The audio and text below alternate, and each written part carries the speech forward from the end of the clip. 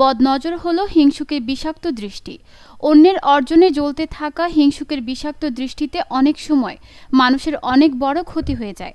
তাই রাসূল সাল্লাল্লাহু আলাইহি ওয়াসাল্লাম তার উম্মতদের বদনজর সম্পর্কে সতর্ক করেছেন।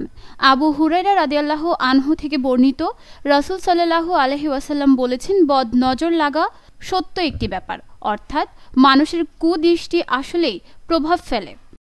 তাই নিজেকে এবং নিজের সন্তান সন্ততি ও সম্পদকে মন্দ লোকের কুদৃষ্টির আড়ালে রাখার চেষ্টা করতে হবে। সকাল সন্ধ্যা মহান আল্লাহর কাছে মন্দ লোকের কুদৃষ্টি থেকে আশ্রয় চাইতে হবে। অনেক সময় বদনজরের প্রভাবে কোমলমতি শিশুদেরও বিভিন্ন রকম রোগ ব্যাধি দেখা দেয়। উম্মে সালমা রাদিয়াল্লাহু আনহু বলেন, একদিন রাসূল সাল্লাল্লাহু আলাইহি ওয়াসাল্লাম তার ঘরে এক মেয়েকে মলিন চেহারায় দেখলেন। তখন তিনি বলেন, তাকে ঝাড়ফুঁক করাও, কেননা তার বদনজর লেগেছে।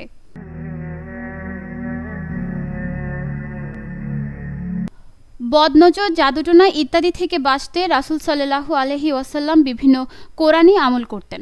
পবিত্র কোরআনের আমলের মাধ্যমে বদনজর থেকে রক্ষা পাওয়া সম্ভব। পবিত্র কোরআনের 2টি সূরা আছে, সেটার উপর নিয়মিত আমল করলে বদনজর থেকে রক্ষা পাওয়া সহজ হয়। আবু সাঈদ রাদিয়াল্লাহু আনহু বলেন, রাসূল সাল্লাল্লাহু আলাইহি ওয়াসাল্লাম সূরা ফালাক ও সূরা নাস নাজিল না হওয়া পর্যন্ত জিন ও বদনজর থেকে পানাহ চাইতেন। পরে সূরা 2টি নাজিল হওয়ার পর এই 2টিকে গ্রহণ করেন, তাছাড়া অন্য সব ছেড়ে দেন।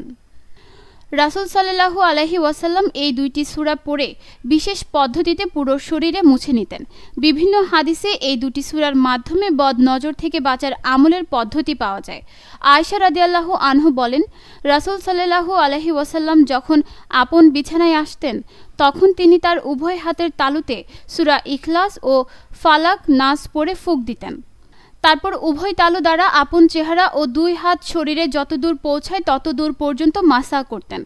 আয়েশা রাদিয়াল্লাহু আনহু বলেন, এরপর রাসূল সাল্লাল্লাহু আলাইহি ওয়াসাল্লাম যখন অসুস্থ হন, তখন তিনি আমাকে অনুরূপ করার নির্দেশ দিতেন। অন্য হাদিসে অবশ্য সূরা ইখলাস পড়ার বর্ণনাও পাওয়া যায়। নিউজ ডেস্ক, দৈনিক পূর্বকোণ।